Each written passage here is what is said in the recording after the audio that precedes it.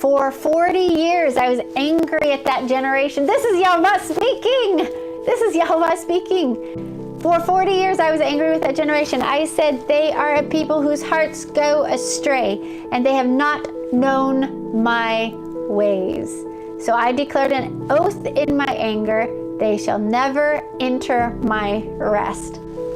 Okay, this is huge, absolutely huge to unpack. Today, if you hear his voice, do not harden your hearts as you did at Meribah, as you did that day at Manasseh in the desert, where your fathers tested and tried me, though they had seen what I had done. So here's the thing, is like, though they had seen what he had done, so they had just seen him open the waters.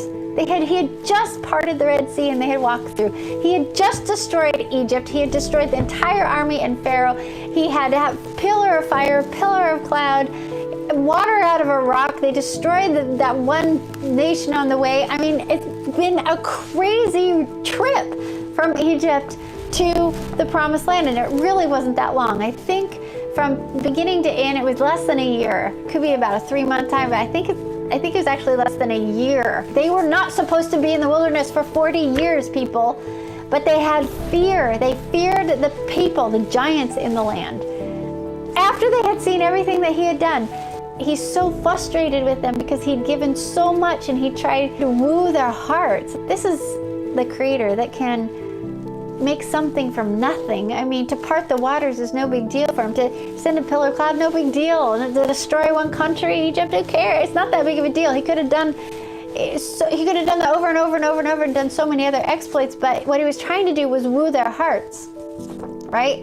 And get them to fall in love with him and get them to stay with him and understand his character and know him, so that they could really, really work together to basically help save people, to bring them into contract with him, bring them into covenant, and to help spread the news of this incredible God who is love, Elohim, who is love, but they are a people whose hearts go astray.